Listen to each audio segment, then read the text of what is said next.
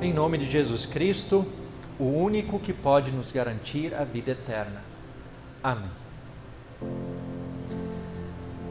Se Jesus Cristo voltasse hoje, ou se hoje fosse o último dia da sua vida, você tem certeza de que herdaria a vida eterna? Pergunta difícil ou fácil? Muitas pessoas, diante dessa pergunta, ficam pensativas, ficam com dúvida, e muitas vezes a resposta é a seguinte: pastor, eu não sei não, afinal eu não sou perfeito, cometo erros, eu sou pecador. Que bom que as pessoas reconhecem isso, é fundamental que a gente reconheça isso. Mas considerando então essa realidade pecaminosa que está em nós, será que ainda assim a gente pode ter a certeza da vida eterna? Parece que essa era a dúvida do jovem rico. Dúvida que o atormentava a tal ponto que ele decidiu procurar Jesus, na esperança de que encontraria uma resposta que acabaria de vez com aquela dúvida. E sua pergunta é objetiva: bom mestre, que farei para herdar a vida eterna? Aquele jovem procurou a fonte certa, mas nós percebemos desde o início que ele foi com uma motivação meio equivocada, ou bastante equivocada, porque ele queria saber o que ele precisava fazer para garantir a vida eterna. No judaísmo dos tempos bíblicos, a riqueza era considerada uma dupla bênção de Deus, porque a pessoa rica, ela não apenas estava sendo abençoada com a sua prosperidade, com suas riquezas, mas também tinha a possibilidade de usar essas riquezas para ajudar as outras pessoas. E assim, eles entendiam que essa pessoa poderia alcançar ainda mais méritos diante de Deus. Ou seja, então, uma pessoa boa e rica, ao mesmo tempo, recebia uma grande admiração entre os judeus. Esse jovem rico, ele era considerado uma pessoa boa, pois ele procurava cumprir os mandamentos no seu relacionamento com as outras pessoas. E Jesus mesmo reconhece isso no texto quando ele diz: você conhece os mandamentos? Não mate, não cometa adultério, não furte, não dê falso testemunho, não defraude ninguém, honre o seu pai e a sua mãe. E aí, qual foi a resposta quando Jesus falou essas palavras, reconhecendo inclusive que ele cumpria, que ele fazia o possível para cumprir isso? A resposta desse jovem foi meio num tom de desapontamento. Ele diz: mas mestre, tudo isso eu tenho observado desde a minha juventude. Essa resposta revela que houve uma certa decepção. Não era exatamente isso que aquele jovem rapaz esperava ouvir. O que ele esperava mesmo ouvir era uma resposta do tipo: faça isso, meu jovem, faça aquilo, e se você fizer isso, você pode ter a certeza de que a sua vida eterna estará garantida. Mas não foi o que ele ouviu. E por isso o seu desapontamento, por isso a sua frustração. A dúvida continuaria o atormentando. Em sua ingenuidade e imaturidade espiritual, aquele jovem, ele estava realmente sendo sincero quando afirmava que cumpria os mandamentos desde a juventude.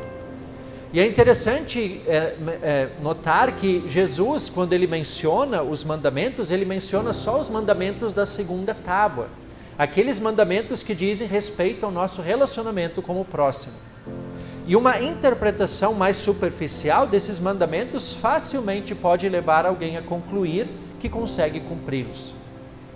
Mas a gente sabe que essa conclusão não é assim tão óbvia, não é tão simples. Mas aquele jovem estava de fato convicto que realmente cumpria esses mandamentos. Mas por que então ele ainda tinha dúvida a respeito da vida eterna? Por quê? Esse é o grande problema de todos aqueles que procuram herdar a vida eterna pelos seus próprios méritos. A dúvida. O problema desse jovem nem estava na segunda tábua, mas estava na primeira tábua. na primeira tábua dos mandamentos. Ele se esforçava de fato para amar ao próximo como a si mesmo, mas pelo jeito ele ainda não havia entendido o que significava amar a Deus acima de todas as coisas. Pelo fato de ser rico, obviamente ele já se considerava uma pessoa abençoada por Deus, como era costume entre os judeus. Essa riqueza ele poderia muito bem usar para conquistar ainda mais méritos diante de Deus. E me parece que era isso que ele procurava fazer da melhor forma possível. Mas ainda assim ele não encontrava a paz. A dúvida ainda o inquietava.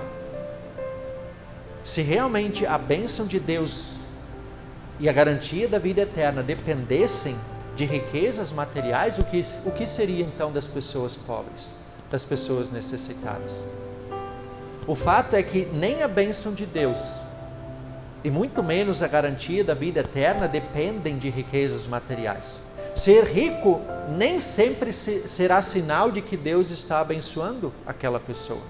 Assim como ser pobre também nem sempre será um sinal de que Deus está amaldiçoando aquela pessoa. A verdadeira bênção de Deus vai muito além dos bens terrenos, das riquezas materiais. Aquele jovem estava iludido por uma falsa teologia que havia desviado seu foco daquilo que realmente importava: a confiança em Deus. Em vez de confiar em Deus, aquele que tinha dado a ele todas as suas riquezas, ele passou a confiar muito mais nesses bens que Deus havia lhe dado. E além disso, ainda confiava também em sua própria capacidade. Em sua capacidade de talvez fazer alguma grande proeza que pudesse lhe garantir a vida eterna pelos seus próprios méritos. Aquele jovem rapaz queria fazer algo que é impossível para qualquer ser humano, seja ele rico ou pobre. Quando Jesus o confrontou amorosamente, pedindo que vendesse tudo o que tinha e distribuísse o dinheiro aos pobres, o seu verdadeiro Deus foi revelado. Aquele jovem retirou-se triste, porque possuía muitos bens, e não estava disposto a renunciar ao seu falso Deus para seguir a Jesus. Seria a riqueza material um pecado? De modo nenhum. Riquezas e bens materiais são bênçãos de Deus também, mas elas podem se tornar maldição quando elas passam a ser a fonte maior da nossa confiança. Elas podem se tornar um ídolo, um falso Deus, quando substituem o Deus verdadeiro em nossa vida. E esse era o problema do jovem rico. Ele amava mais aos seus bens do que a Deus. E quando nós falhamos em amar a Deus acima de todas as coisas, consequentemente nós também falharemos no amor ao próximo. Por mais que aquele jovem ele se dedicasse no cumprimento da segunda tábua dos mandamentos, o amor dele pelo próximo não era um amor desinteressado, com verdadeira empatia, um amor altruísta, mas era um amor utilitarista.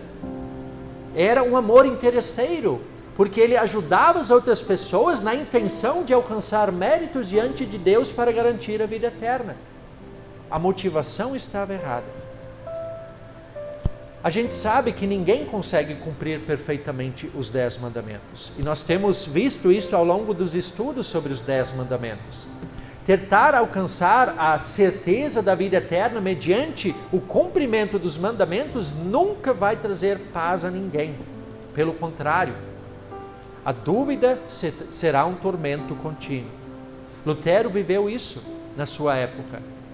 E foi justamente essa dúvida que o levou ao mosteiro, já que a igreja dizia que o lugar onde alguém realmente poderia, quem sabe, garantir a vida eterna seria no mosteiro, num convento. E foi o que ele fez. E ele fez o máximo. Ele seguiu todas as regras, fez até além do que pediam.